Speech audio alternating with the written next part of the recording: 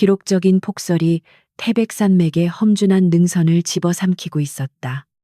칼날처럼 날카로운 눈보라가 최전방 감시초소 지피의 강화 유리를 때리며 마치 이 세상의 모든 것을 얼어붙게 만들겠다는 듯이 맹렬하게 휘몰아쳤다. 대한민국 육군의 살아있는 전설이자 사성 장군인 박무진 대장은 그 하얀 심연을 바라보며 미동도 없이 서 있었다. 수많은 전장을 누비며 단련된 그의 눈빛에는 지휘관의 냉철함 대신 알 수 없는 깊은 불안감이 서려 있었다.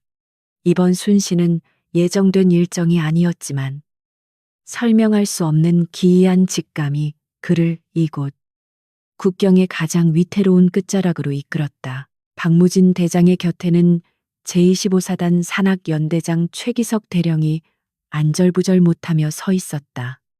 최 대령은 이마에 송골송골 맺힌 식은땀을 닦아내며 힐끔거리는 눈빛으로 사령관의 눈치를 살폈다. 그는 평소 자신의 구역에서 벌어지는 은밀한 밀수 거래와 군수품 횡령이 발각될까 봐 극도로 예민해져 있는 상태였다. 폭설로 인해 도로가 통제되고 헬기조차 뜰 수 없는 고립무원의 상황은 그에게 잠시나마 안도감을 주었어야 했지만 눈앞에 서 있는 거대한 산 같은 박무진의 존재는 그 자연의 위협보다 더 큰 공포로 다가왔다. 시계가 제로에 가깝습니다. 사령관님, 지금 당장 벙커로 이동하시는 것이 안전합니다. 최 대령이 떨리는 목소리로 권유했지만 박무진은 대답 대신 망원경을 들어 올렸다. 렌즈 너머로 보이는 것은 온통 하얀색의 절망뿐이었지만 그의 시선은 철책선 너머 비무장지대 DMZ의 숲 가장자리에 고정되었다. 인간의 생존을 허락하지 않는 영하 30도의 혹한 속에서 눈 덮인 언덕 아래로 희미하지만 분명히 이질적인 검은 형체가 눈에 들어왔다. 그것은 바위도 쓰러진 나무도 아니었다. 그것은 눈 속에 파묻혀가는 사람의 형상이었다. 정지. 저쪽 11시 방향. 철책선 300m 전방을 주시하라. 박무진의 낮고 위험 있는 목소리가 지휘 통제실의 정적을 깼다. 상황병들이 급히 열화상 카메라를 조작하여 사령관이 지목한 지점을 화면에 띄웠다. 모니터 위로 희미하게 붉은색의 열 신호가 감지되었다. 인간의 체온이라고 하기에는 너무나 미약했지만 분명히 생명 반응이었다. 통제실 안의 장교들과 병사들 사이에서 낮은 탄성이 터져 나왔다. 이 날씨에 그것도 지뢰가 매설되어 있을지 모르는 미확인 구역에 사람이 쓰러져 있다는 것은 상식적으로 불가능한 일이었다. 박무진은 즉시 수색대 투입을 명령했다. 최 대령은 당황하여 사령관님, 지금 날씨에 병력을 내보내는 것은 자살행위입니다. 게다가 저곳은 미확인 지뢰지대입니다. 라고 외치며 만류하려 했다. 하지만 박무진은 차가운 눈빛으로 최 대령을 쏘아보며 단호하게 말했다. 내 눈앞에서 국민이 죽어가고 있다. 군인이 존재하는 이유는 바로 이런 순간을 위해서다. 그의 압도적인 카리스마에 최 대령은 입을 다물 수밖에 없었다. 박무진은 직접 방한복을 챙겨 입으며 수색팀의 선두에 서겠다는 의지를 보였다. 특수수색대원들이 중무장을 하고 사령관의 뒤를 따랐다. 휘몰아치는 눈보라는 한 치 앞도 분간하기 힘들게 만들었고 무릎까지 차오르는 눈은 그들의 발목을 잡았다. 박무진은 60대의 나이가 믿기지 않을 만큼 강인한 체력으로 눈밭을 헤치고 나아갔다. 그가 쓰러진 형체에 가까워질수록 기이한 위화감이 그의 등골을 타고 흘렀다. 단순한 조난자라고 보기에는 그 위치가 너무나 절묘했고 주변의 눈이 흐트러진 모양새는 누군가와 격렬한 사투를 벌인 흔적처럼 보였다. 드디어 그들은 목표 지점에 도달했다. 박무진이 눈을 걷어내자 창백하다 못해 투명해 보이는 한 젊은 여자의 얼굴이 드러났다. 그녀는 얇은 린넨 셔츠 하나만을 걸친 채 눈 속에 파묻혀 있었다. 입술은 보랏빛으로 변해 있었고 속눈썹에는 하얗게 성에가 끼어 있었다. 그러나 박무진을 놀라게 한 것은 그녀의 미모나 얇은 옷차림이 아니었다. 찢어진 셔츠 사이로 보이는 그녀의 어깨와 팔에 새겨진 수많은 흉터들. 그것은 날카로운 칼날에 베이고 총탄에 스친 전장에서나 볼 수 있는 참혹한 생존의 기록이었다. 의무병이 다급히 달려와 응급처치를 시작했다. 맥박이 매우 약합니다. 체온이 위험 수치 이하입니다. 박무진은 자신의 두꺼운 야전 상의를 벗어 여자의 몸을 감쌌다. 그녀의 몸은 얼음장처럼 차가웠지만 그 차가움 속에서 기이할 정도로 단단한 근육의 밀도가 느껴졌다. 일반적인 민간인 여성이 아니었다. 그녀의 손을 잡는 순간 박무진은 손바닥과 손가락 마디에 박힌 굳은 살을 감지했다. 그것은 오랜 시간 총기를 다루고 검을 쥐어온 자만이 가질 수 있는 전사의 훈장과도 같은 흔적이었다. 신속히 본부로 이송한다. 최단 경로를 확보하라. 박무진의 명령에 대원들은 일사불란하게 움직였다. 들것에 실려가는 그녀의 모습을 보며 최대령은 불안한 기색을 감추지 못했다. 그는 부관에게 은밀한 눈짓을 보내며 무언가 지시를 내리려 했지만 박무진이 갑자기 고개를 돌려 그를 응시하는 바람에 멈칫했다. 최대령, 이 여성의 신원이 확인될 때까지 외부와의 모든 통신을 차단하고 이 상황을 1급 기밀로 유지한다. 내 허락 없이는 누구도 의무실에 접근할 수 없다. 지휘소의 의무실은 긴장감으로 가득 찼다. 군의관들은 분주하게 움직이며 그녀의 체온을 높이기 위해 온열 담요와 수액을 준비했다. 박무진은 팔짱을 낀 채 유리창 너머로 그 과정을 지켜보았다. 폭설은 더욱 거세져 이제는 창밖의 풍경조차 지워버리고 있었다. 마치 이 세상과 단절된 고립된 섬에 갇힌 듯한 기분이었다. 그는 주머니 속에서 낡은 담배 한 개비를 꺼내려다 멈칫했다. 금연한 지 10년이 넘었지만 오늘 같은 날은 묘하게 니코틴이 당겼다. 군의관이 땀을 닦으며 밖으로 나왔다. 사령관님, 다행히 생명에는 지장이 없습니다. 강인한 정신력과 신체 능력이 아니었다면 이미 사망했을 겁니다. 그런데 군의관은 잠시 말을 망설였다. 말씀하시게. 박무진이 재촉했다. 몸에 있는 상처들이 예사롭지 않습니다. 단순히 긁힌 상처가 아니라 고문이나 전문적인 훈련 과정에서 생긴 것으로 추정되는 흔적들이 다수 발견되었습니다. 그리고 등 뒤에는 매우 정교한 문신이 하나 있습니다. 문신이라니. 박무진의 눈썹이 꿈틀거렸다. 군의관은 태블릿 PC를 내밀며 촬영한 사진을 보여주었다. 여자의 등 뒤 견갑골 부근에 새겨진 문신은 검은색 날개를 가진 매가 뱀을 낚아채는 형상이었다. 그 문양을 본 순간 박무진의 심장이 쿵 하고 내려앉았다. 그것은 단순한 그림이 아니었다. 20년 전 국가를 위해 그림자 속에서 싸우다 흔적도 없이 사라진 비밀 특수부대 블랙호크의 비공식 상징이었다. 그 부대의 유일한 생존자라고 믿었던 자신 외에 누가 이 문양을 몸에 새기고 있단 말인가. 그때 의무실 안에서 웅성거리는 소리가 들렸다. 여자가 의식을 되찾기 시작한 것이다.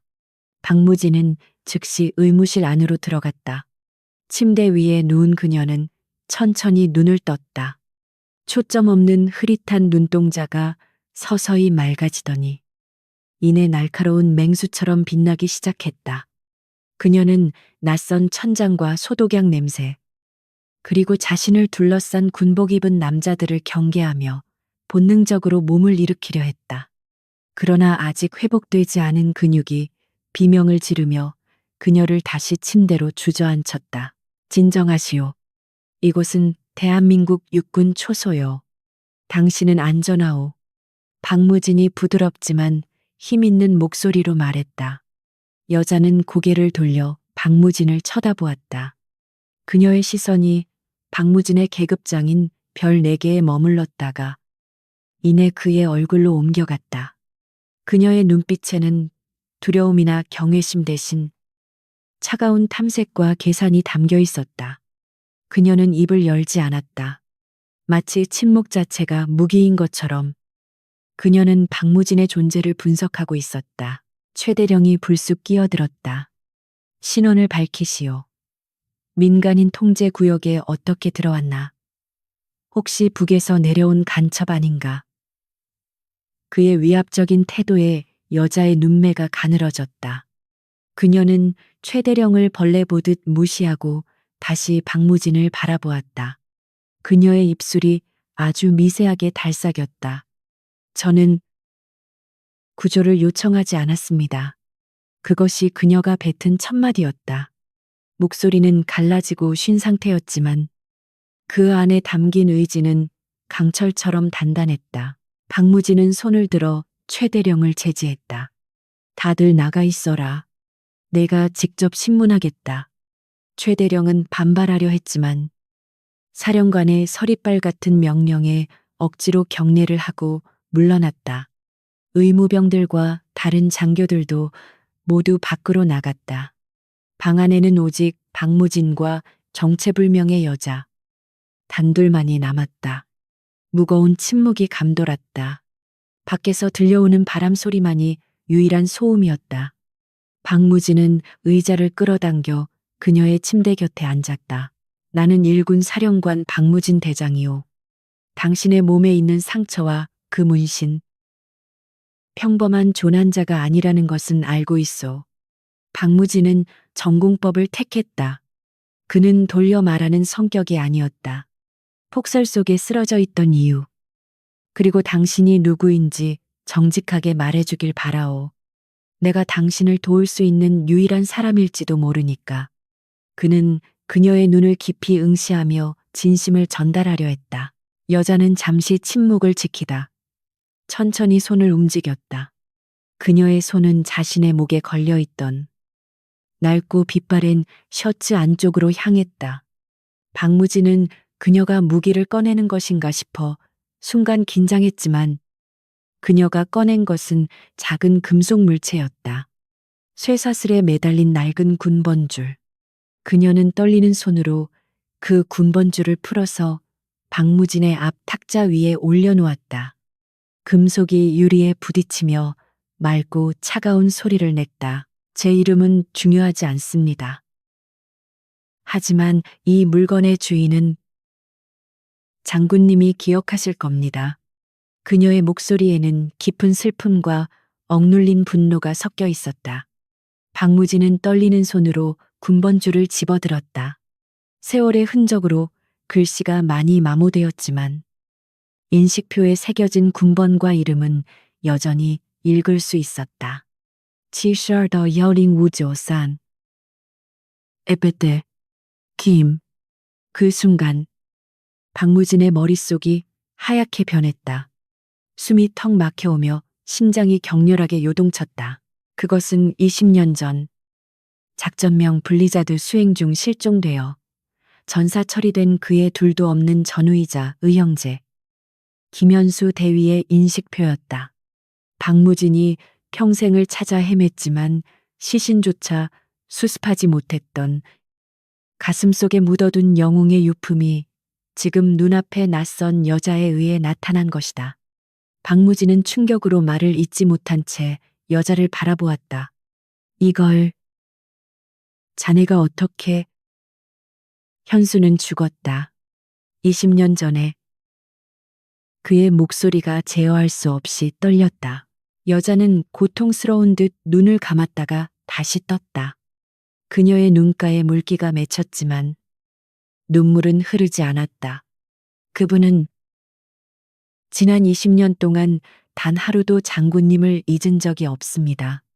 그리고 놈들이 그분을 지옥으로 몰아넣었다는 사실도요. 그녀의 말은 폭탄처럼 박무진의 뇌리에 박혔다. 놈들이라니 단순한 작전 실패가 아니었단 말인가. 박무진은 본능적으로 거대한 음모의 냄새를 맡았다. 그 시각 의무실 밖 복도에서 최기석 대령은 도청 장치를 통해 아내 대화를 엿듣고 있었다.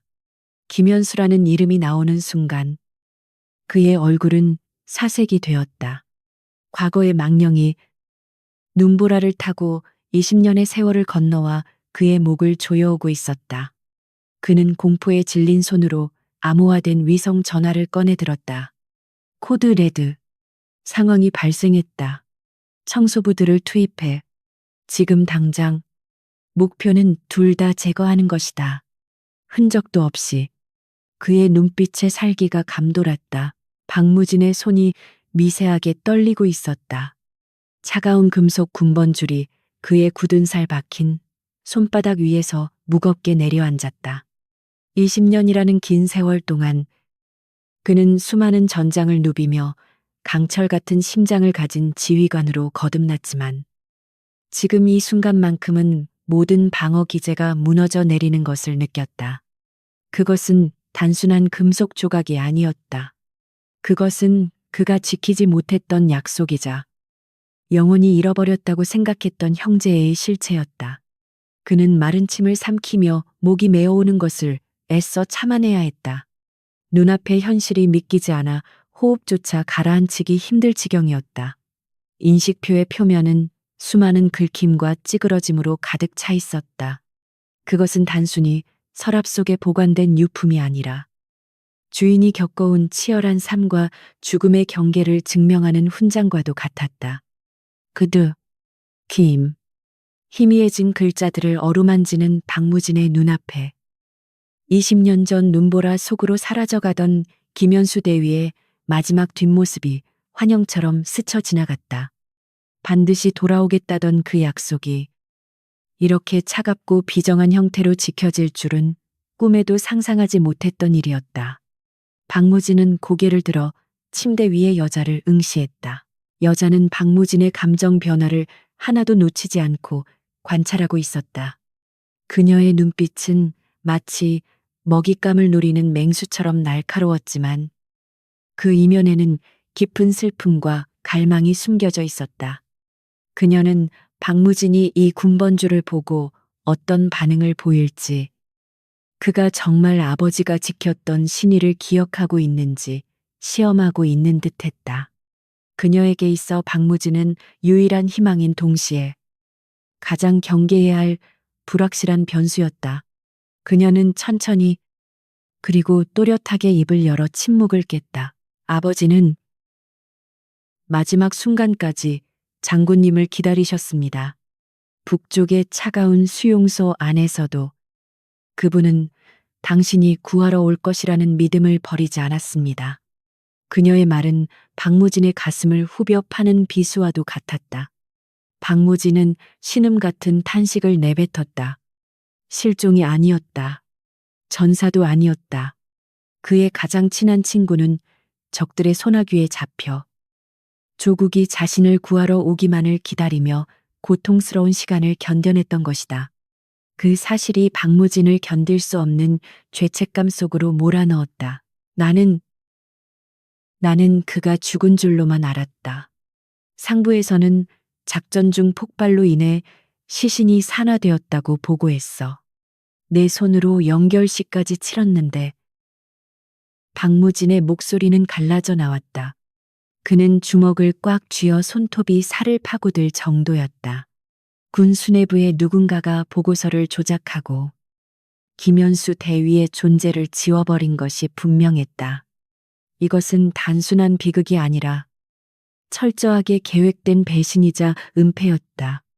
박무진의 눈에서 뜨거운 눈물이 흘러내려 군번줄 위로 떨어졌다. 같은 시각 복도 건너편 상황실에서 도청 장치를 통해 이 모든 대화를 듣고 있던 최기석 대령은 공포에 질려 얼굴이 하얗게 질려 있었다. 그는 덜덜 떨리는 손으로 위스키 병을 따서 병째 들이켰지만 뱃속에서 올라오는 한기를 막을 수는 없었다. 20년 전 자신의 출세를 위해 작전 경로를 적에게 팔아넘기고 김현수 대위를 사지로 몰아넣었던 장본인이 바로 그였다. 완벽하게 묻혔다고 생각했던 과거의 죄악이 눈보라를 뚫고 살아 돌아온 망령에 의해 낱낱이 파헤쳐지기 직전이었다. 최대령은 더 이상 지체할 시간이 없다는 것을 직감했다. 박무진 대장이 서울로 돌아가 재조사를 지시하는 순간 자신의 목숨은 물론이고 그동안 쌓아올린 모든 부와 권력이 물거품이 될 것이 뻔했다. 그는 암호화된 통신 채널을 열어 기지 외곽에 대기 중이던 비밀 사설 용병 부대인 블랙 맘바 팀에게 호출 신호를 보냈다. 작전명 사일런트 스노우를 발동한다. 타겟은 둘이다. 사고사로 위장해야 하니 폭발물을 준비해라. 그의 목소리에는 사리가 가득했다. 의무실한. 박무진은 격한 감정을 추스르고 냉정을 되찾기 위해 노력했다. 그는 눈앞의 여자가 김현수 대위의 딸이라는 사실을 직감적으로 알 수 있었다. 그녀의 눈매와 굳게 담은 입술은 젊은 시절의 김현수와 판박이었다. 자네 이름이 한지우라고 했나? 아버지가 살아계실 때 자네 이야기를 가끔 했었지. 하지만 그때는 갓난아기였는데.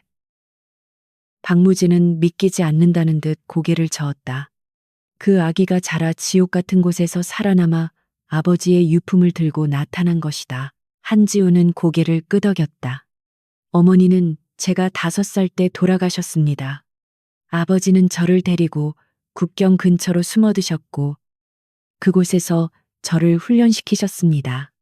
언젠가 이 군번줄을 주인에게 돌려주고 배신자의 목을 가져오라는 유언을 남기신 채 작년 겨울에 눈을 감으셨습니다. 그녀의 담담한 고백은 박무진을 더욱 아프게 했다.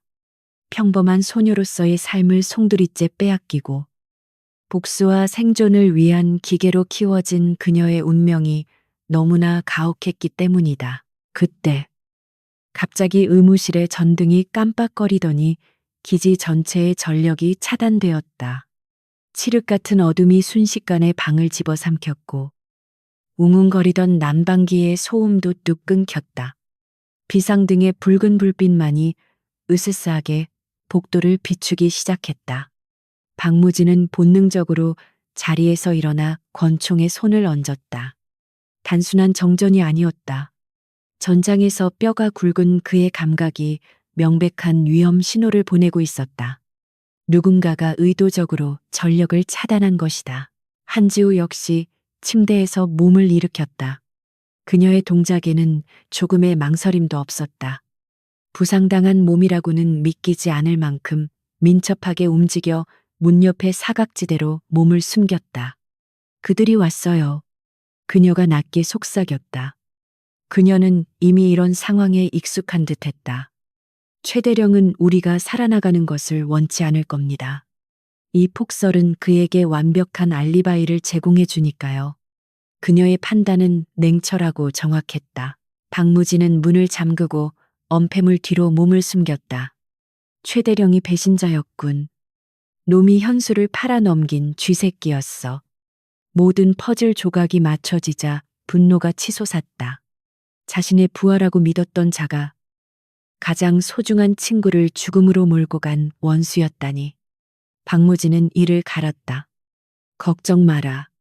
내가 있는 한 놈들은 내 털끝 하나 건드리지 못할 것이다. 그는 사성 장군의 위엄을 담아 단호하게 말했다. 하지만 그는 무기가 부족했고 이곳은 적들의 소굴이었다. 복도 끝에서 군화 발소리가 들려왔다. 일반 병사들의 불규칙한 발소리가 아니었다. 소음을 최소화하며 은밀하게 접근하는 프로들의 움직임이었다. 최대령이 키우는 사설 부대일 것이 분명했다. 박무진은 자신의 개인 화기인 K5권총을 점검했다. 탄창에는 총알이 12발 들어있었다. 상대는 중무장한 다수의 적. 승산이 희박한 싸움이었지만 그는 결코 물러설 생각이 없었다. 그는 20년 전 친구를 지키지 못했지만 이번에는 그의 딸을 반드시 지켜내야 했다. 장군님, 저를 믿으십니까? 어둠 속에서 한지우의 목소리가 들려왔다. 박무진은 그녀 쪽을 바라보았다. 붉은 비상등 불빛 아래 그녀의 눈동자가 푸르게 빛나고 있었다. 그것은 겁에 질린 소녀의 눈이 아니었다. 전장에 나가는 전사의 눈이었다. 박무진은 짧게 고개를 끄덕였다. 그래, 믿는다. 현수의 딸이라면 내 딸이나 다름없으니까. 그 말에 한지우의 입가에 옅은 미소가 스쳤다. 한지우는 주변을 둘러보며 무기가 될 만한 것을 찾았다. 그녀는 수술용 트레이 위에 놓인 날카로운 메스를 집어들었다. 비록 작은 칼날에 불과했지만 그녀의 손에 들리는 순간 그것은 치명적인 살상 무기로 변했다. 그녀는 박무진에게 손짓으로 신호를 보냈다. 문이 열리는 순간 먼저 공격하여 틈을 만들겠다는 뜻이었다. 박무진은 그녀의 대담한 계획에 놀랐지만 이 상황에서는 그녀의 본능을 따르는 것이 최선임을 인정해야 했다. 쾅 둔탁한 소리와 함께 의무실의 문이 부서져 나갔다. 연막탄이 방 안으로 굴러 들어오며 매캐한 연기가 시야를 가렸다. 방독면을 착용하고 소음기가 장착된 소총을 든 검은 옷의 사내들이 들이닥쳤다. 그들은 망설임 없이 침대를 향해 사격을 가했다. 픽, 픽, 픽. 소음기를 통과한 총성이 낮게 울려 퍼졌다. 하지만 침대는 이미 비어 있었다. 적들이 당황하는 찰나의 순간 어둠 속에서 한 그림자가 튀어올랐다. 한지우였다. 그녀는 마치 중력을 거스르는 듯한 움직임으로 가장 앞에 있던 적의 품으로 파고들었다. 그녀의 손에 들린 메스가 허공을 가르며 적의 손목 힘줄을 정확하게 끊어냈다. 적이 비명을 지르기도 전에 그녀는 그의 총을 빼앗아 개머리판으로 턱을 올려쳤다. 억하는 소리와 함께 첫 번째 적이 쓰러졌다. 그 움직임은 너무나 빠르고 효율적이어서 마치 미리 짜인 안무를 보는 듯했다. 박무진도 가만히 있지 않았다. 그는 엄폐물 뒤에서 몸을 일으켜 정확한 사격으로 뒤따라 들어오던 적의 다리를 맞췄다. 어무 사격 그가 외치며 지우의 뒤를 받쳐주었다. 좁은 의무실은 순식간에 아수라장이 되었다. 연기 속에서 총구의 불꽃이 번쩍였고 비명과 고함이 뒤섞였다. 박무진은 한지우의 전투력을 보며 전율을 느꼈다. 그녀는 단순히 훈련받은 수준을 넘어섰다.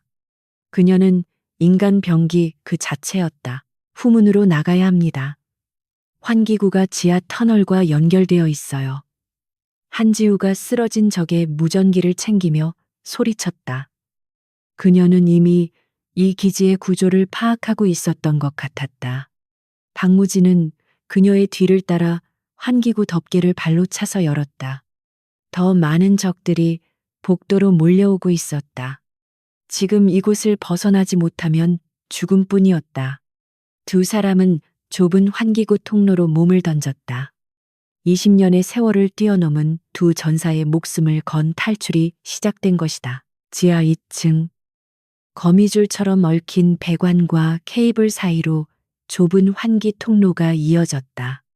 퀴퀴한 먼지 냄새와 습한 공기가 폐부 깊숙이 스며들었다. 박무진은 거친 숨을 몰아쉬며 한지우의 뒤를 바짝 쫓았다. 60대의 나이에 좁고 어두운 통로를 기어서 이동하는 것은 결코 쉬운 일이 아니었지만 그의 정신력은 육체의 한계를 뛰어넘고 있었다. 앞서가는 지우의 움직임은 놀라울 정도로 소리가 없었다. 그녀는 마치 어둠의 일부가 된 것처럼 부드럽고 은밀하게 나아가고 있었다. 밖에서는 여전히 요란한 사이렌 소리와 군화 발자국 소리가 쿵쿵거리며 울려 퍼지고 있었다. 여기서 멈춰야 합니다. 바로 아래가 중앙통신실 배선 구역입니다. 지우가 속삭이며 멈춰섰다. 그녀는 바닥의 작은 그릴 틈새로 아래를 내려다보았다.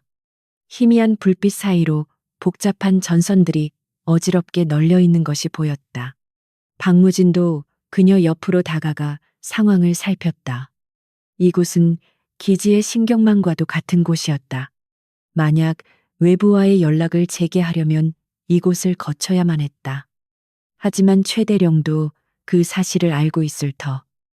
이곳은 분명 철통 같은 감시하에 있을 것이었. 통신을 복구해야 한다. 국방부에 이 사실을 알려 지원군을 요청해야 해. 박무진이 낮은 목소리로 말했다. 하지만 지우는 고개를 가로저었다. 불가능합니다. 최대령은 이미 코드 블랙을 발령했을 겁니다. 모든 외부 회선은 물리적으로 차단되었을 것이고 위성 통신마저 암호화 코드가 바뀌었을 겁니다. 지금 섣불리 통신을 시도했다가는 오히려 우리의 위치만 노출될 뿐입니다. 그녀의 분석은 냉정했다. 그녀는 군의 통신 프로토콜에 대해 전문적인 지식을 가지고 있는 듯했다. 박무진은 씁쓸한 표정을 지었다. 일개 민간인 소녀가 사성 장군보다 상황을 더 정확하게 꿰뚫고 있다는 사실이, 그리고 그녀가 겪어왔을 삶의 무게가 느껴져 가슴이 아팠다. 그럼 어떻게 할 셈이냐? 이대로 쥐새끼처럼 숨어 있을 수는 없다. 박무진의 물음에 지우의 눈빛이 번뜩였다. 숨지 않습니다. 사냥할 겁니다. 놈들은 우리를 사냥감으로 생각하겠지만 이 좁고 어두운 미로 속에서는 제가 사냥꾼입니다. 그녀의 목소리에는 섬뜩한 자신감이 배어 있었다. 지우는 환기구 덮개를 조심스럽게 열고 아래로 뛰어내렸다. 착지 소리조차 들리지 않았다. 박무진도 그녀를 따라 내려갔다. 두 사람은 배선실의 어둠 속에 몸을 숨겼다. 지우는 허리춤에서 의무실에서 챙겨온 적의 무전기를 꺼내 주파수를 조작하기 시작했다. 놈들의 통신망을 감청할 겁니다. 그리고 역으로 거짓 정보를 흘려 혼란을 줄 생각입니다. 그녀의 손놀림은 능숙했다. 잠시 후 지지직거리는 잡음 속에서 적들의 다급한 목소리가 흘러나오기 시작했다. 알파팀 3구역 수색 완료. 이상무 타겟의 흔적을 발견하지 못했다. 베타팀 지하 발전실로 이동 중. 쥐새끼 한 마리도 놓치지 마라. 무전기 너머로 들리는 목소리들은 긴장감에 휩싸여 있었다. 그들도 알고 있었다. 상대가 대한민국 최고의 군인인 박무진 대장이라는 것을. 비록 늙고 무장 해제된 상태라 해도 사성 장군이라는 이름이 주는 무게감은 그들에게 엄청난 압박감을 주고 있었다. 게다가 정체불명의 여자까지 가세했으니 그들의 공포는 배가 되고 있었다. 최대령은 지휘 통제실에서 미친 듯이 고함을 지르고 있었다. 멍청한 놈들. 늙은이 하나랑 계집애 하나를 못 찾아서 쩔쩔매. 당장 기지 전체를 봉쇄해 환기구마다 가스를 주입해. 그의 목소리는 광기에 젖어 있었다. 그는 자신의 파멸이 시시각각 다가오고 있음을 직감하고 있었다. 박무진이 살아서 나가는 순간 모든 것이 끝장이다. 그는 자신의 안전을 위해 부하들을 사지로 내몰고 심지어 독가스 사용까지 명령하는 잔혹함을 드러냈다. 지우는 무전기를 끄고 박무진을 바라보았다. 들으셨죠? 놈들은 독가스를 쓸 생각입니다. 시간이 없습니다. 방독면을 구해야 합니다. 그녀는 즉시 행동을 개시했다. 두 사람은 배선실을 빠져나와 복도로 진입했다. 복도 곳곳에는 감시 카메라가 설치되어 있었지만 지우는 사각지대만을 골라 이동하며 카메라를 무력화시켰다. 그녀는 마치 이 기지의 설계도를 머릿속에 넣고 다니는 것 같았다. 박무진은 그녀의 뒤를 따르며 그녀가 아버지에게서 물려받은 것이 단순히 신체 능력뿐만이 아님을 깨달았다. 그들은 무기 저장소 근처에 도달했다. 입구에는 2명의 경비병이 서 있었다. 중무장한 채 주위를 경계하고 있는 그들의 모습은 빈틈이 없어 보였다. 하지만 지우에게는 아니었다. 그녀는 바닥에 떨어진 볼트 하나를 집어들었다. 그리고 반대편 벽을 향해 힘껏 던졌다. 챙그랑 날카로운 금속음이 정적을 깨뜨렸다. 경비병들이 소리난 쪽으로 총구를 돌리며 주의를 뺏긴 찰나 지우는 그림자처럼 튀어나갔다. 순식간에 거리를 좁힌 지우는 첫 번째 경비병의 목을 팔로 감아 조르며 동시에 그의 허리에서 단검을 뽑아들었다. 두 번째 경비병이 당황하여 방아쇠를 당기려 했지만 지우는 이미 첫 번째 경비병을 방패 삼아 회전하며 단검을 투척했다.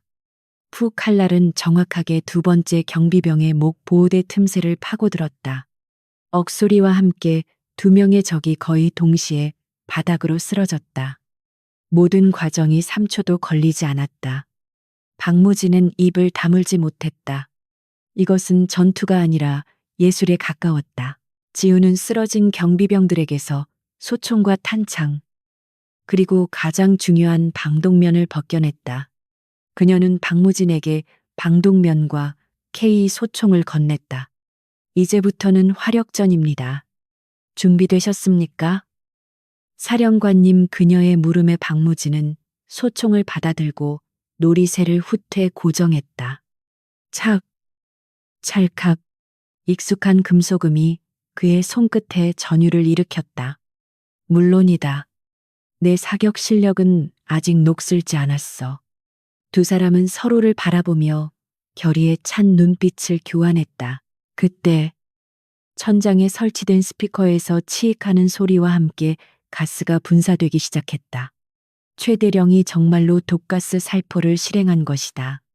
하얀 연기가 복도를 채우기 시작했고 시야는 급격히 흐려졌다.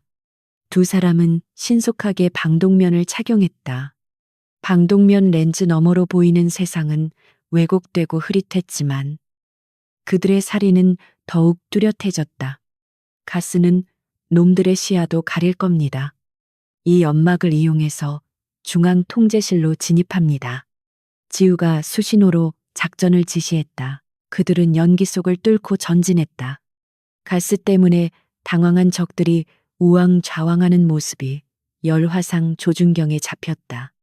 박무진은 망설임 없이 방아쇠를 당겼다. 탕탕 정확한 점사 사격에 적들이 하나둘씩 쓰러졌다. 지우는 근접전을 담당했다. 갑자기 튀어나오는 적들을 향해 그녀는 총 개머리판과 단검을 섞어가며 무자비하게 제압했다. 그녀의 움직임은 거칠 것이 없었다. 마치 춤을 추듯 사륙의 현장을 누비고 다녔다. 한편 통제실 안의 최대령은 모니터를 통해 부하들이 속수무책으로 당하는 모습을 지켜보며 경악을 금치 못했다. 도대체 저 계집애는 뭐란 말이야. 특수부대원들을 상대로 혼자 무쌍을 찍고 있잖아. 그는 공포에 질려 뒷걸음질 쳤다. 박무진과 저 괴물 같은 여자가 점점 자신에게 다가오고 있었다. 그는 마지막 카드를 꺼내 들었다. 비구역을 폭파해 놈들이 통제실로 오는 길목을 아예 무너뜨려 버려. 그는 자신의 기지 일부를 파괴해서라도 그들을 막으려 했다. 콱광. 엄청난 폭발음과 함께 복도 천장이 무너져 내렸다. 박무진과 지우는 폭풍에 휘말려 뒤로 튕겨나갔다. 흙먼지와 콘크리트 조각이 비처럼 쏟아졌다. 박무진은 귀가 멍해지는 이명현상 속에서 정신을 차리려 애썼다. 지우야, 괜찮으냐? 그가 목이 터져라 외쳤지만 자욱한 먼지 때문에 앞이 보이지 않았다. 불안감이 엄습했다. 혹시 그녀가 잔해에 깔린 것은 아닐까? 쿨럭. 저는 괜찮습니다. 먼지 구름 속에서 지우가 기침을 하며 걸어 나왔다. 그녀의 군복은 찢어지고 피투성이가 되었지만 눈빛만은 여전히 형형하게 살아있었다. 놈들이 길을 막았군요. 하지만 걱정 마세요. 다른 길이 있습니다. 그녀는 무너진 벽 너머를 가리켰다. 그곳에는 오래된 폐쇄된 구역으로 통하는 비상문이 있었다. 아버지가 말씀해 주셨던 비밀 통로입니다. 놈들은 이 존재조차 모를 겁니다.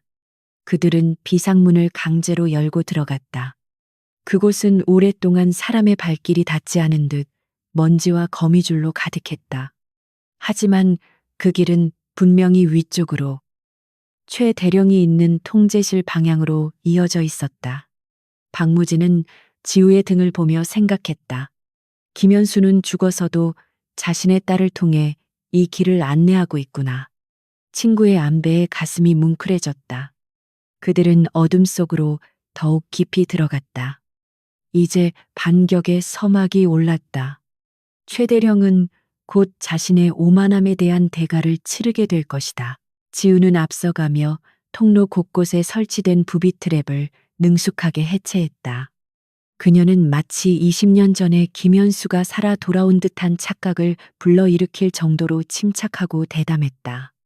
박무진은 그녀에게서 전사의 기질뿐만 아니라 지휘관으로서의 자질도 엿볼 수 있었다. 그녀는 단순히 싸우는 법만 배운 것이 아니었다. 전장을 읽고 상황을 통제하며 아군을 이끄는 리더십까지 갖추고 있었다. 만약 그녀가 정식으로 군인이 되었다면 분명 역사에 남을 명장이 되었을 것이다. 여기서부터는 조심해야 합니다. 통제실 바로 아래층입니다. 바닥 센서가 작동 중일 겁니다. 지우가 멈춰서서 천장을 가리켰다. 천장 틈새로 희미한 빛이 새어나오고 있었다. 그들은 이제 적의 심장부 바로 밑에 도달했다. 박무진은 호흡을 가다듬으며 마지막 결전을 준비했다. 그의 손에는 김현수의 군번줄이 단단히 쥐어져 있었다. 가자. 현수의 억울함을 풀고 정의를 바로 세울 시간이다. 그의 비장한 목소리가 어둠 속에 울려 퍼졌다. 지하 통로의 공기는 묵직하고 차가웠다. 먼지와 곰팡이 냄새가 섞인 습한 공기가 폐부 깊숙이 스며들었지만 박무진과 한지우의 신경은 그 어느 때보다 날카롭게 곤두서 있었다. 천장 위로 둔탁한 군화 발소리가 쿵쿵 울렸다. 최대령이 보낸 사설 용병 부대 블랙맘바가 이들의 흔적을 쫓아 포위망을 좁혀오고 있음이 분명했다. 지우는 손가락을 입술에 대어 침묵을 지시한 뒤 희미한 빛이 새어나오는 배수관 틈새로 밖을 정찰했다. 그녀의 눈동자는 어둠 속에서도 사물의 윤곽을 정확히 파악하는 야행성 맹수의 그것처럼 빛나고 있었다. 그녀는 적들의 위치와 무장을 파악하며 머릿속으로 시뮬레이션을 돌리고 있었다. 놈들은 프로입니다. 발소리의 간격과 리듬만 봐도 알 수 있어요. 일반 보병이 아닙니다. 지우가 박무진의 귀에 대고 속삭였다. 그녀의 목소리는 지극히 차분했다. 박무진은 고개를 끄덕였다. 그 역시 전장의 냄새를 맡고 있었다. 이들은 돈을 받고 살인을 저지르는 도덕심 따위는 거세된 살인 기계들이었다. 정면 승부는 승산이 없었다. 박무진은 자신의 낡은 K 소총을 꽉 쥐었다. 탄창은 얼마 남지 않았고 그의 몸은 노쇠했다. 하지만 그의 눈빛만은 20년 전 전장을 호령하던 그때처럼 이글거리고 있었다. 그는 짐이 되지 않기 위해, 아니 전우의 딸을 지키기 위해 목숨을 걸 각오가 되어 있었다. 사령관님, 제가 미끼가 되겠습니다. 놈들의 시선을 끌 테니 그 틈에 놈들의 뒤를 쳐주십시오. 지우의 제안에 박무진은 반사적으로 고개를 저으려 했다. 하지만 지우의 단호한 눈빛이 그의 말을 막았다. 믿어주세요. 아버지는 저를 살인 병기로 키우지 않았습니다. 살아남는 법을 가르치셨을 뿐입니다. 그리고 저는 살아남는데 도가겠습니다. 그녀의 말에는 묘한 설득력이 있었다. 박무진은 짧게 한숨을 내쉬며 동의했다. 이것은 도박이었지만 지금 상황에서 선택할 수 있는 유일한 전술이었다. 그는 어둠 속으로 몸을 숨기며 사격 위치를 잡았다. 지우는 고의적으로 낡은 파이프를 걷어차 소음을 냈다. 깡날카로운 금소금이 지하 공간에 울려 퍼졌다. 즉시 위쪽에서 다급한 외침과 함께 발소리가 이쪽으로 쏠렸다. 저기다 쥐새끼들이 배관실 쪽에 있다. 용병들이 들이닥쳤다. 그들은 전술 조명을 비추며 배관실 입구를 포위했다. 지우는 그림자 속에 몸을 숨긴 채 호흡을 멈췄다. 그녀의 손에는 적에게서 탈취한 단검이 들려 있었다. 심장 박동이 느려지고 감각이 극도로 예민해졌다. 그녀의 시간은 타임보다 느리게 흐르기 시작했다. 이것이 바로 블랙호크의 생존 본능이었다. 선두에 선 용병이 조심스럽게 문을 열고 들어왔다. 그가 총구를 돌리며 내부를 수색하려던 찰나 천장에 매달려 있던 지우가 소리 없이 낙하했다. 그녀는 중력을 이용해 무릎으로 용병의 어깨를 찍어 누르며 동시에 단검으로 목 보호대 틈새를 찔렀다. 억눌린 비명조차 나오지 않았다. 용병은 허무하게 쓰러졌다. 지우는 쓰러지는 용병의 몸을 방패 삼아 뒤따라 들어오던 두 번째 용병을 향해 권총을 발사했다. 타탕 소음기가 장착된 총성이 둔탁하게 울렸다. 두 번째 용병이 머리를 맞고 뒤로 넘어갔다. 순식간에 두 명이 제압되었다. 박무진은 그 광경을 지켜보며 전율했다. 그녀의 움직임은 군더더기가 없었다. 그것은 단순한 무술이 아니었다. 인체의 급소를 정확히 타격하고 적의 움직임을 역이용하는 철저하게 살상에 특화된 기술이었다. 그리고 그 기술은 너무나 익숙했다. 바로 김현수 대위가 창안하고 박무진 자신도 함께 훈련했던 CQC 근접 전투술 변형이었다. 친구의 기술이 그의 딸에게서 완벽하게 재현되는 모습을 보며 박무진은 가슴이 뜨거워지는 것을 느꼈다. 현수의 영혼이 그녀와 함께 싸우고 있는 것만 같았다. 젠장 함정이다. 흩어져 용병 대장이 소리쳤다. 그들은 당황했지만 금세 전열을 정비했다. 역시 노련한 프로들이었다. 그들은 엄폐물 뒤로 숨어 지우가 있는 쪽을 향해 무차별 사격을 가했다. 콘크리트 파편이 튀고 불꽃이 튀었다. 지우는 낡은 발전기 뒤로 몸을 피했다. 화력에서 밀리고 있었다. 그때 반대편 어둠 속에서 박무진의 소총이 불을 뿜었다. 탕탕탕 정확한 3점 사격. 엄폐물 위로 머리를 내밀었던 용병 하나가 헬멧이 뚫리며 쓰러졌다. 박무진의 지원 사격이 시작된 것이다. 사령관님이 살아있다. 사시 방향 용병들이 박무진 쪽으로 총구를 돌렸다. 지우는 그 틈을 놓치지 않았다. 그녀는 연막탄을 던지고 연기 속으로 뛰어들었다. 하얀 연기가 시야를 가리는 혼란 속에서 지우는 춤을 추듯 적들 사이를 누볐다. 그녀는 총보다는 칼과 채수를 선호했다. 좁은 공간에서는 긴 소총보다 짧은 단검과 몸놀림이 더 치명적이라는 것을 알고 있었기 때문이다. 연기 속에서 비명소리가 연이어 터져나왔다. 그것은 사냥감이 아니라 사냥꾼을 마주한 자들의 공포 어린 비명이었다.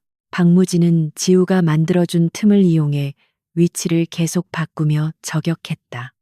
그는 자신이 미끼가 되어 지우에게 쏠리는 화력을 분산시켰다.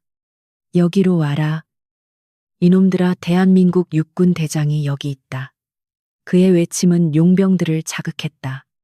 그들은 박무진을 잡는 것이 최우선 목표였기에 무리하게 몸을 노출하며 달려들었다. 하지만 그것은 박무진이 파놓은 함정이었다. 그는 좁은 통로의 병목 지점을 미리 조준하고 있었다. 들어오는 족족 그의 총탄에 쓰러졌다. 노장의 관록이 빛을 발하는 순간이었다.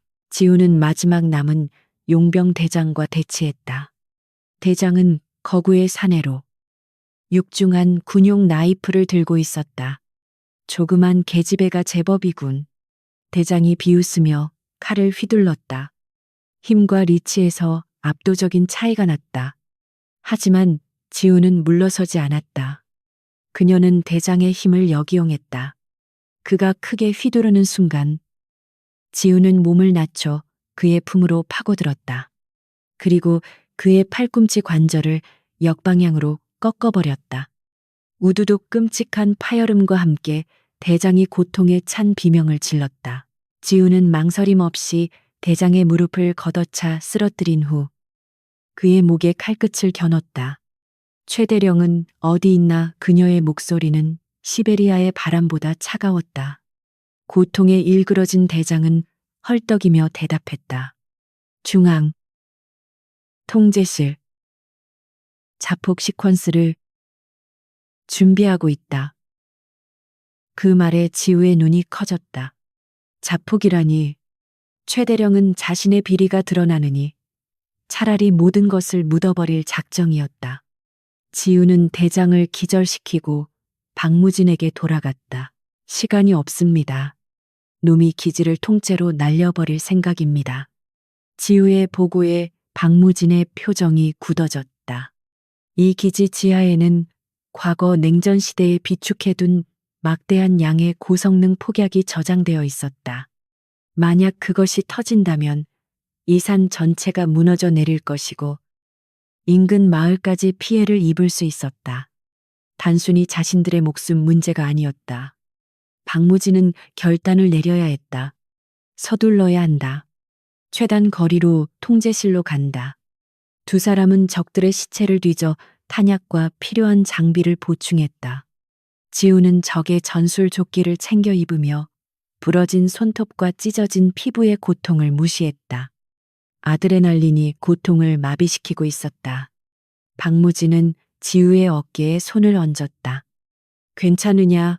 많이 다쳤구나.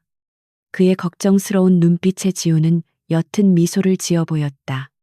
아버지가 겪었을 고통에 비하면 아무것도 아닙니다. 가시죠. 장군님, 끝을 봐야 합니다. 그들은 엘리베이터 통로를 타고 올라가기로 결정했다. 전력이 차단되어 엘리베이터는 멈춰 있었지만 비상 사다리를 이용하면 가장 빠르게 통제실 층으로 이동할 수 있었다. 사다리를 오르는 동안에도 위에서 낙하물들이 떨어지며 그들을 위협했다. 기지 곳곳에서 폭발음이 들려왔다. 최대령이 이미 파괴 공작을 시작한 모양이었다. 마음이 급해졌지만 그럴수록 손발을 신중하게 움직여야 했다. 한 번의 실수는 곧 추락이었다. 드디어 통제실이 있는 층의 문을 강제로 열었다.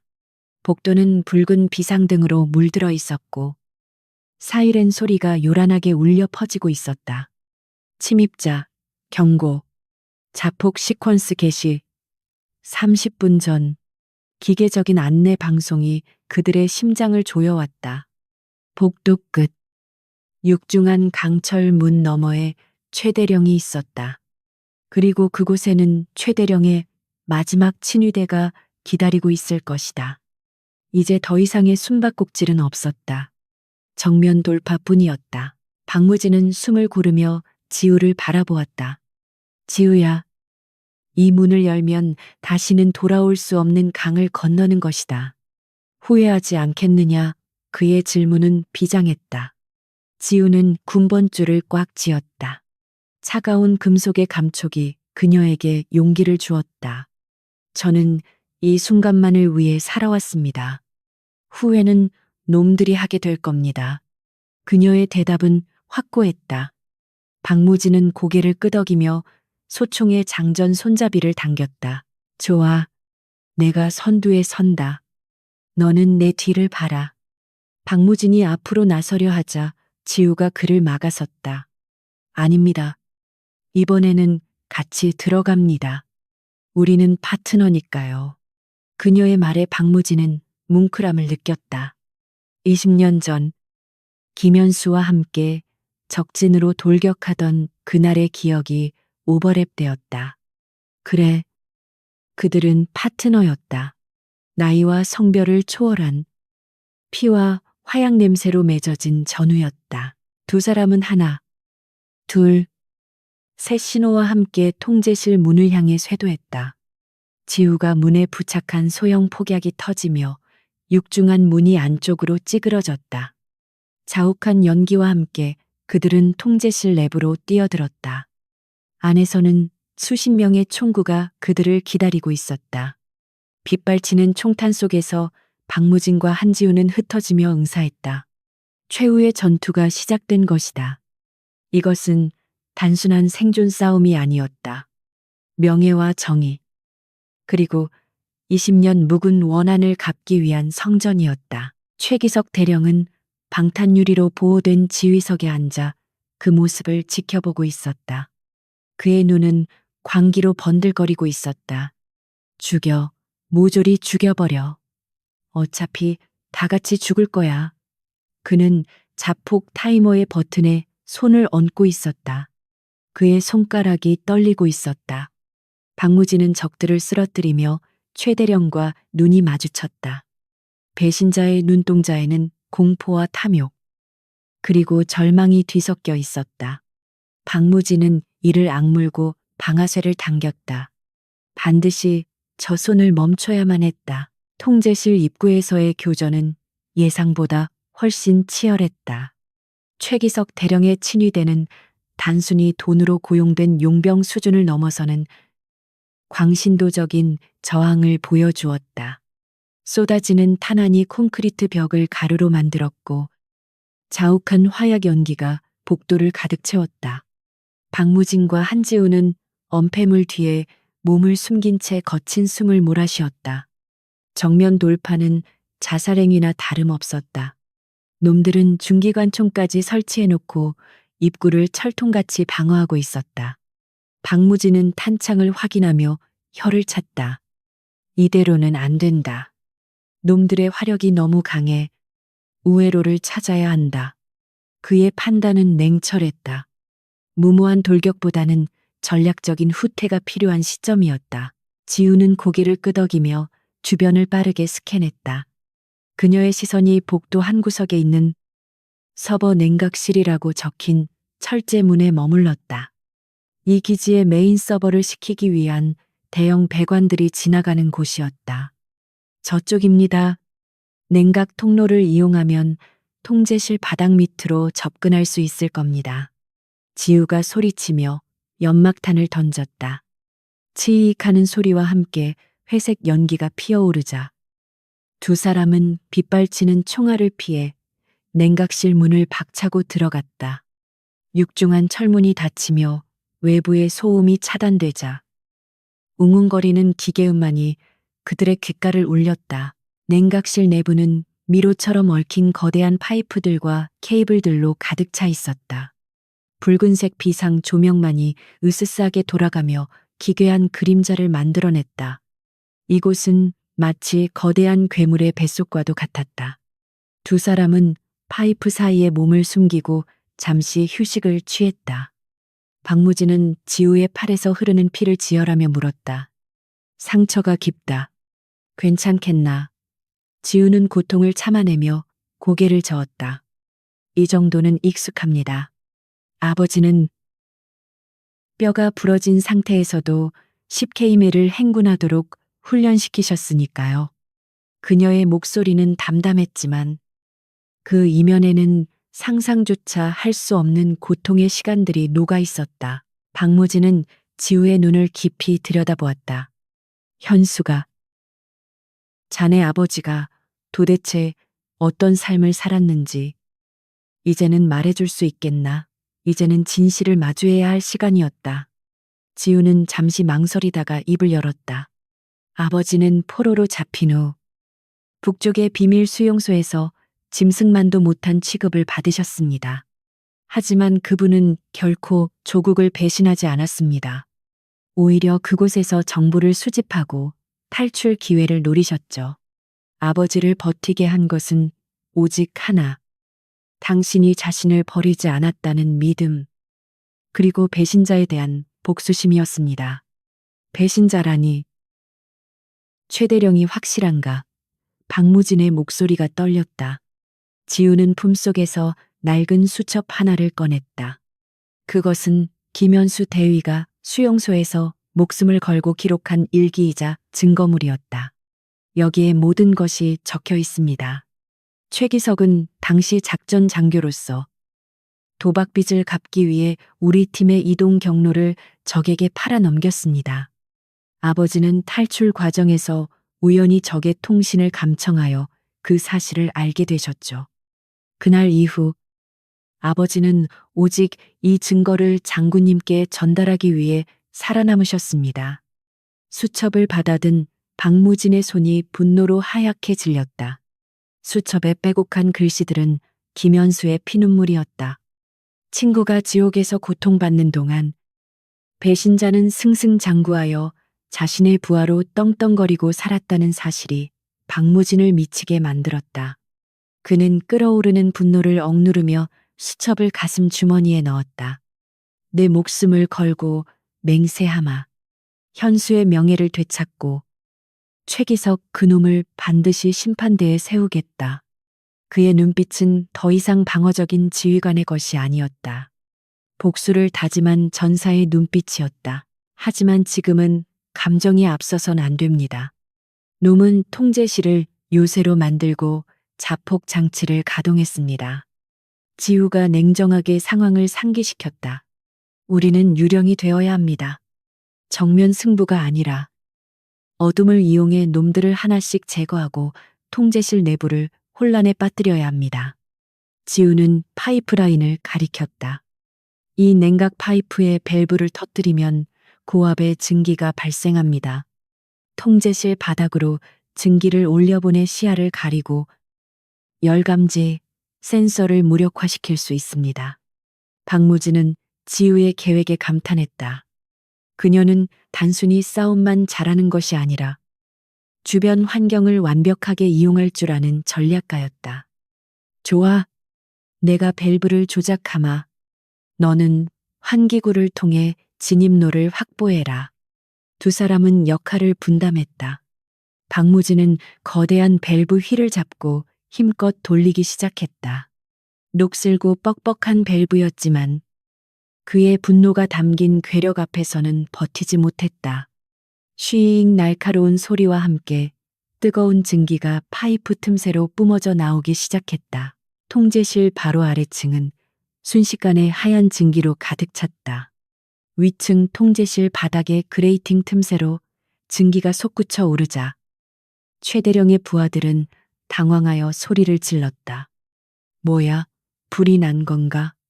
시야가 확보되지 않는다. 적들의 통신망이 혼선으로 시끄러워졌다. 열감지 센서가 오작동을 일으키며 경보음이 울려 퍼졌다.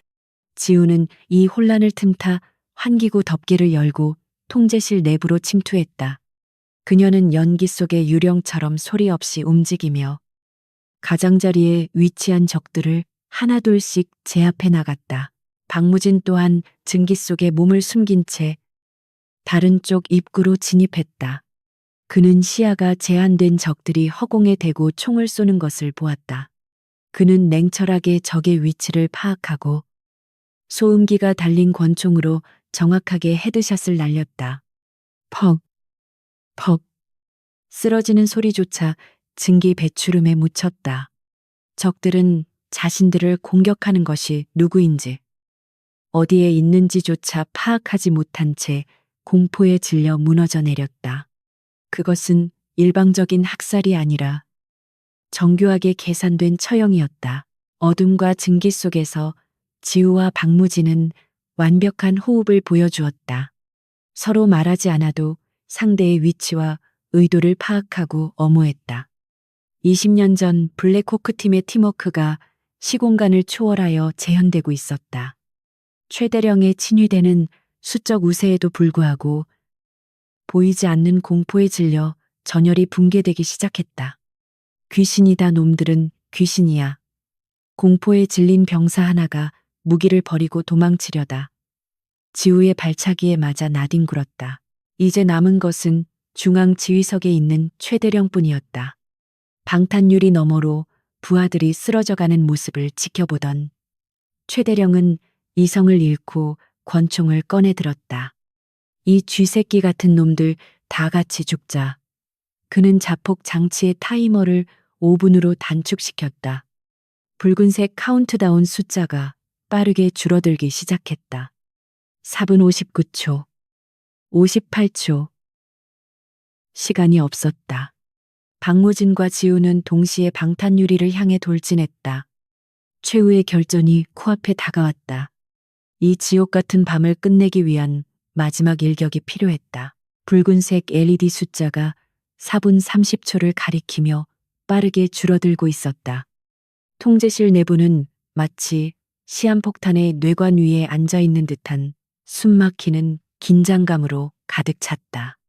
최기석 대령은 방탄유리로 둘러싸인 지휘석 안에서 미친 사람처럼 웃으며 자폭 코드를 재확인하고 있었다.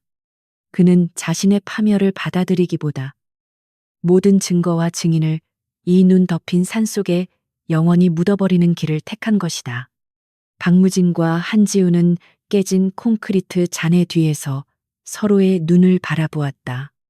더 이상 물러설 곳도 숨을 곳도 없었다. 저 유리를 깨트리고 타이머를 멈추지 못하면 그들은 물론이고 산 아래 마을의 무고한 생명들까지 모두 잿더미가 될 운명이었다. 일반 소총탄으로는 저 유리를 뚫을 수 없습니다. 대전차용 성형 작약탄이나 폭발물이 필요해요. 지우가 절망적인 상황을 냉정하게 분석했다. 그녀의 시선은 쓰러진 용병의 시체에 매달려 있던 시사 폭약 가방에 고정되었다. 하지만 그곳까지 가려면 쏟아지는 기관총 세례를 뚫어야 했다. 박무진은 결단을 내렸다. 내가 엄호하겠다. 놈들의 시선을 끄는 동안 네가 폭약을 설치해라. 그것은 목숨을 건 도박이었지만 박무진의 눈에는 한치의 망설임도 없었다. 그는 자신의 마지막 탄창을 끼우며 심호흡을 했다. 전장에서 잔뼈가 굵은 노장의 투혼이 불타오르고 있었다.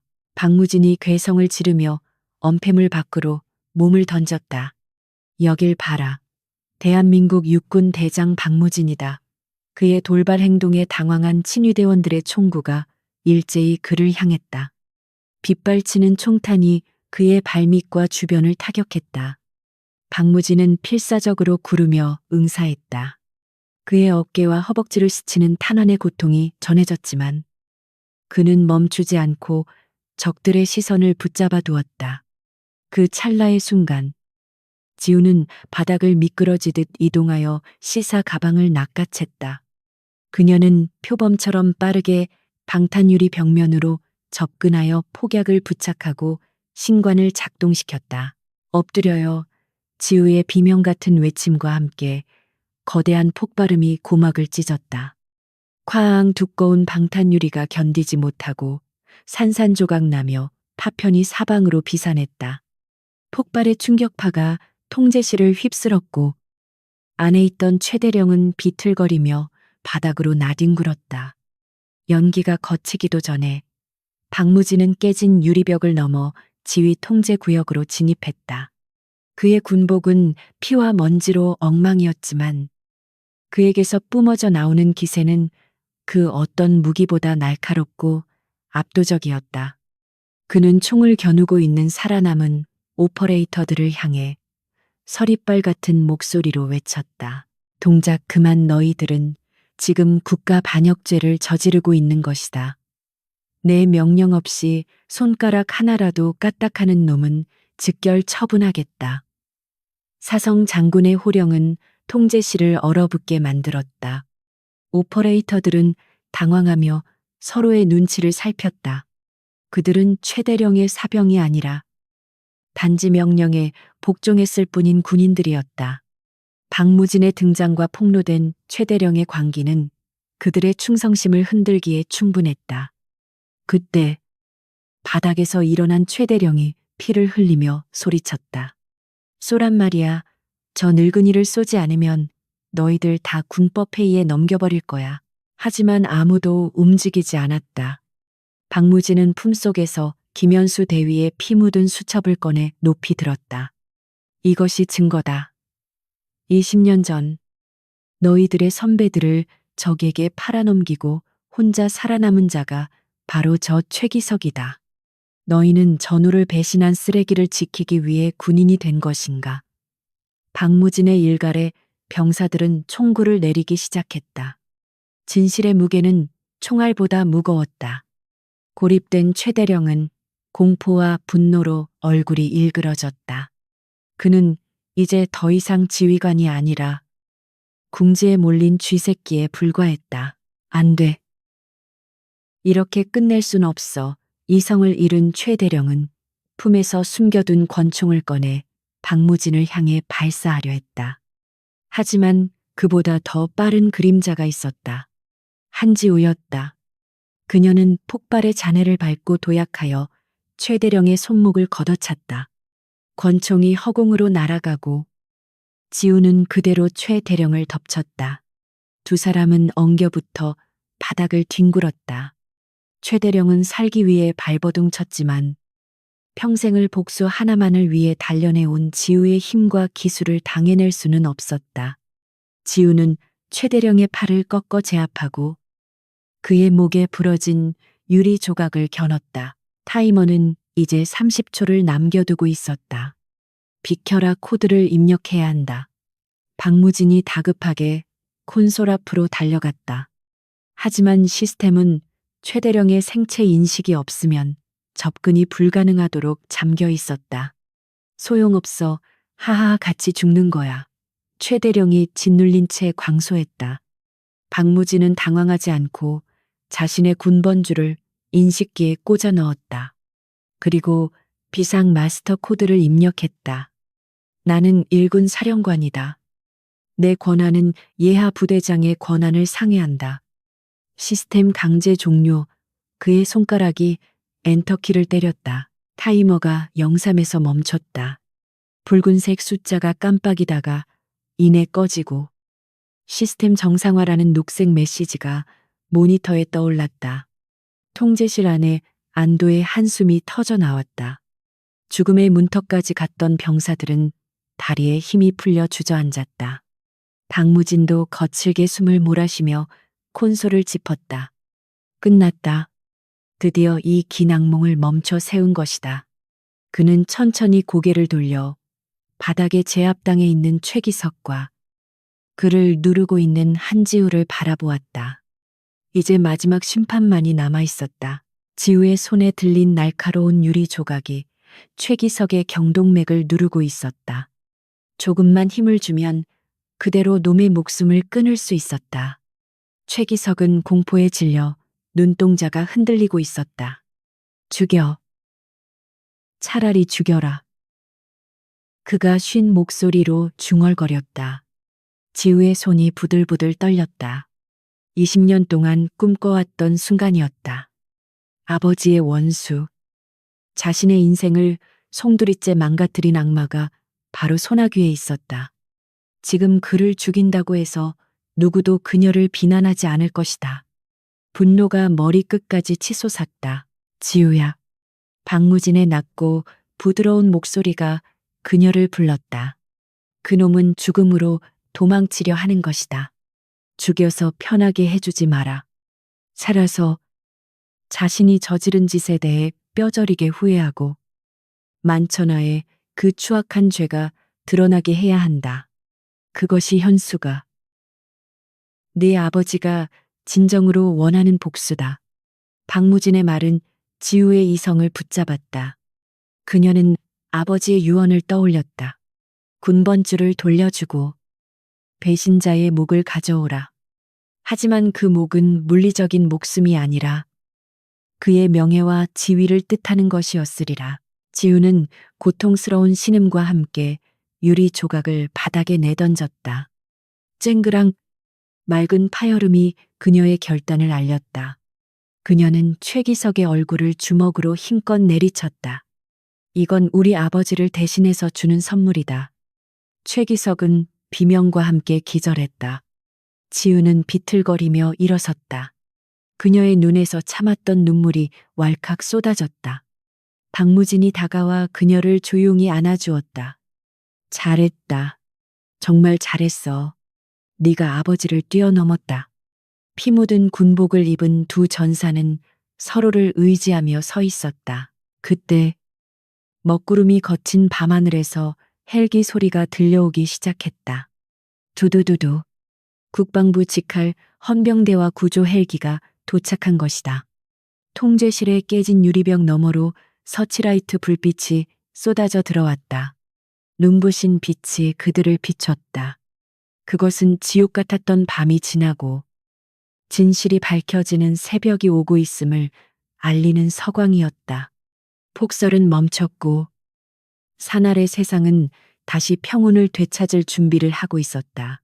헬리콥터의 로터 소리가 고막을 찢을 듯이 울려 퍼지며 강렬한 서치라이트 불빛이 눈 덮인 연병장을 대낮처럼 밝혔다. 국방부 헌병대 소속 특수임무대가 로프를 타고 하강하여 통제실로 진입했다. 그들의 움직임은 신속하고 단호했다.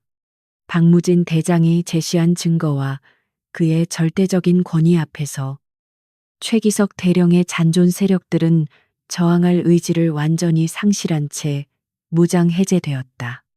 최 대령은 양팔이 뒤로 꺾인 채 포승줄에 묶여 끌려 나왔다. 그의 어깨에 달려있던 대령 계급장은 이미 뜯겨나가 진흙 바닥에 뒹굴고 있었다. 한때 이 국경 요새의 제왕처럼 군림했던 자의 말로는 비참하기 그지없었다. 그는 카메라 플래시와 병사들의 경멸 어린 시선 속에서 고개를 들지 못한 채 호송차에 실렸다. 한지우는 그 모든 광경을 조금 떨어진 곳에서 무표정하게 지켜보고 있었다. 응급처치를 받은 그녀의 어깨에는 하얀 붕대가 감겨 있었고 찢어진 옷 위에는 박무진이 덮어준 장군용 코트가 걸쳐져 있었다. 거대한 코트 자락이 그녀의 작은 체구를 감싸고 있었지만 그 안에 서 있는 그녀의 존재감은 그 누구보다 거대해 보였다. 그녀는 최 대령이 끌려가는 모습을 보며 마침내 긴 호흡을 내뱉었다. 20년이라는 긴 세월 동안 그녀를 짓눌러왔던 복수의 무게가 눈 녹듯이 사라지는 순간이었다. 하지만 그 빈자리를 채우는 것은 승리의 환희가 아니라 알 수 없는 공허함과 깊은 피로감이었다. 그녀의 전쟁은 끝났지만 그녀의 삶은 이제 막 다시 시작되려 하고 있었다.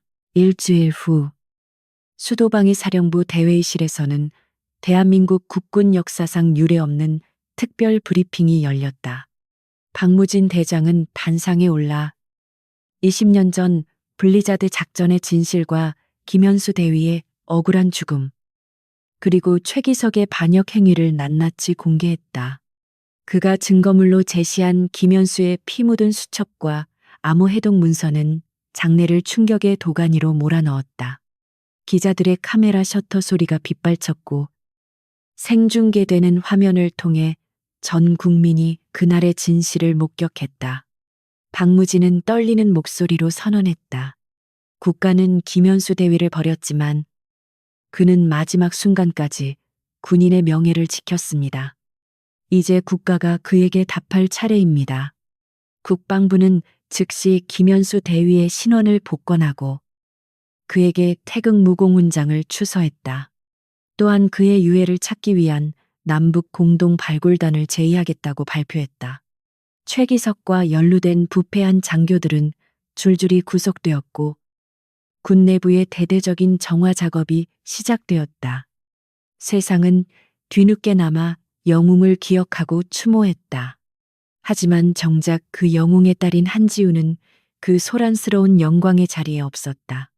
그녀는 박무진이 마련해준 군병원 특실에서 조용히 창밖을 바라보고 있을 뿐이었다. 그녀에게 훈장이나 명예는 죽은 아버지를 되살릴 수 없는 그저 빛 좋은 개살구에 불과했다. 박무진이 병실 문을 열고 들어왔을 때 지우는 짐을 꾸리고 있었다. 그녀의 짐이라고 해봤자 낡은 배낭 하나가 전부였다. 박무진은 잠시 멈칫하다가 그녀에게 다가갔다. 벌써 떠날 생각이냐 의사가 아직 안정이 더 필요하다고 했다. 그의 목소리에는 아쉬움과 걱정이 묻어 있었다. 지우는 배낭을 매며 옅은 미소를 지었다. 제 임무는 끝났습니다. 장군님, 아버지의 군번주를 주인에게 돌려드렸고 배신자를 처단했습니다. 더 이상 이곳에 머물 이유가 없습니다.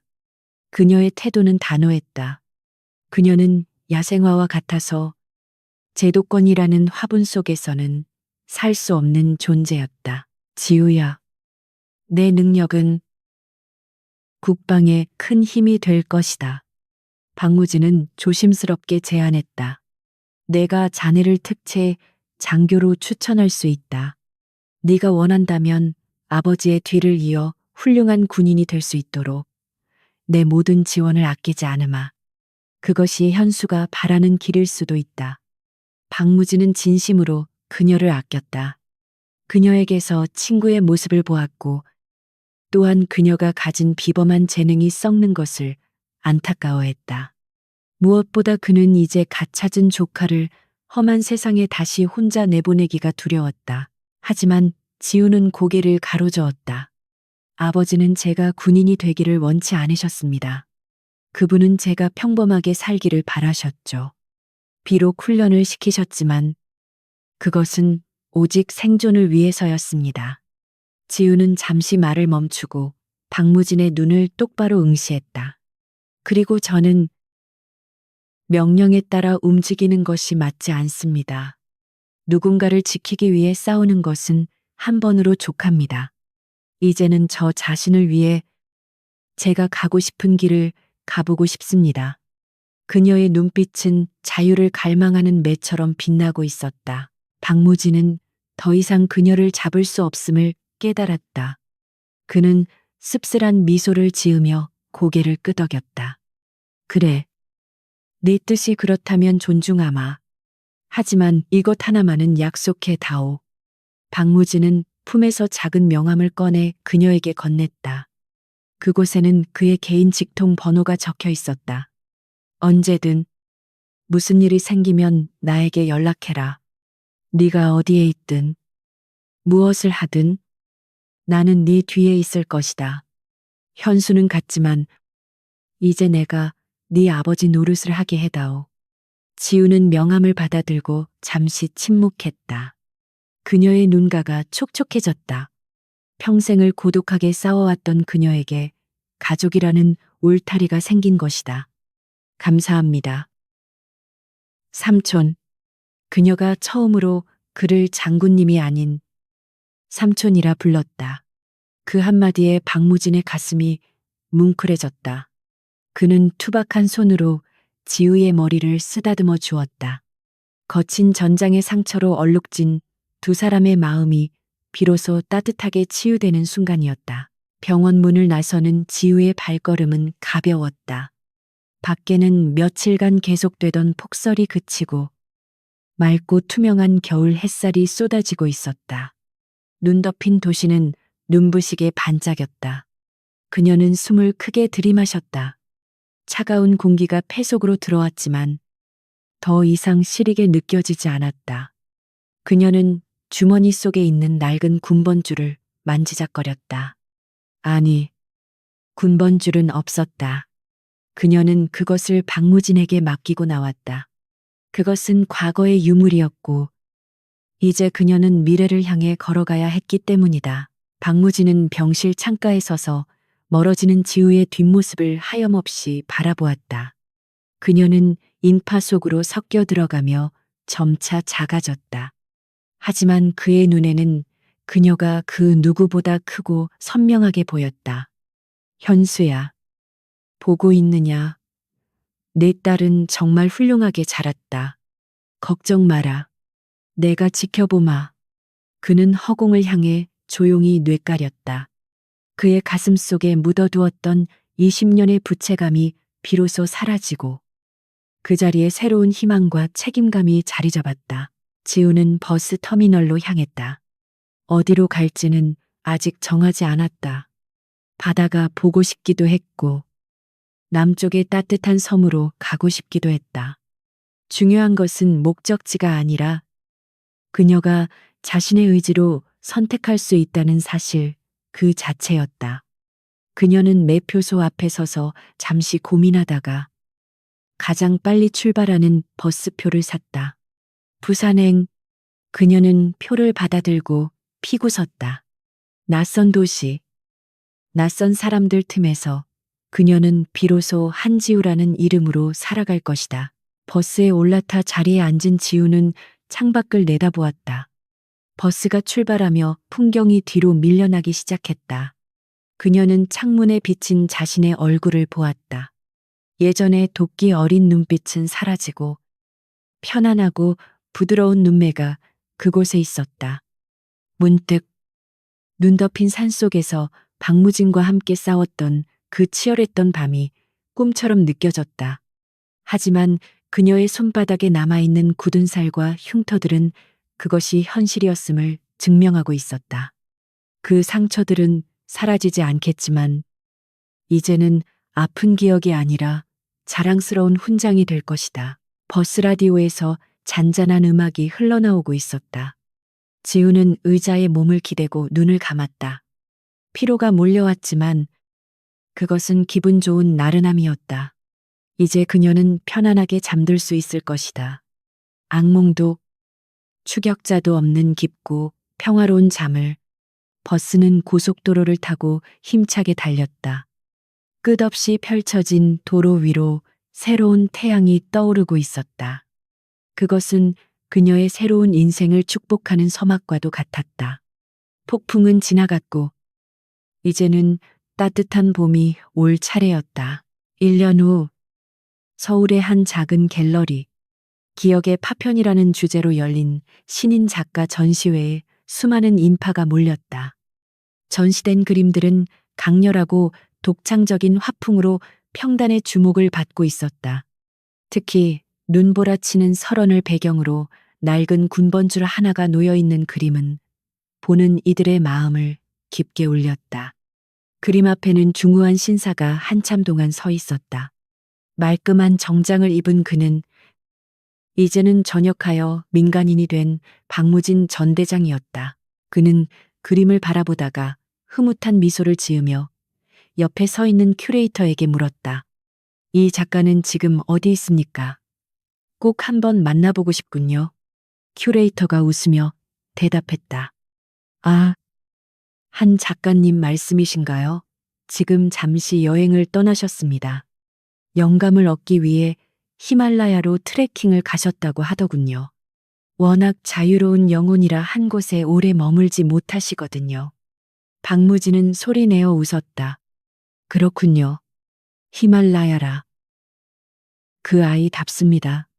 그는 그림 하단에 적힌 작가의 서명을 손끝으로 쓸어 보았다. 합, J, 일, V, 한지우. 그녀는 이제 칼 대신 붓을 들고 세상을 향해 자신만의 이야기를 그려나가고 있었다. 박무진은 휴대폰을 꺼내 메시지를 보냈다. 전시회 잘 봤다. 그림이 아주 훌륭하더구나. 몸 조심하고. 돌아오면 밥 한 끼 먹자. 삼촌이. 전송 완료 메시지가 뜨자마자 그의 휴대폰 화면에 히말라야의 설산을 배경으로 환하게 웃고 있는 지우의 프로필 사진이 떴다. 그녀의 얼굴은 그 어느 때보다 행복해 보였다. 박무진은 휴대폰을 주머니에 넣고 가벼운 발걸음으로 갤러리를 나섰다. 밖에는 봄비가 촉촉하게 내리고 있었다. 20년 전 그를 씨암매던 차가운 눈보라는 이제 영원히 그쳤다. 그의 가슴 속에도 그리고 그녀의 세상에도 완벽한 봄이 찾아온 것이다.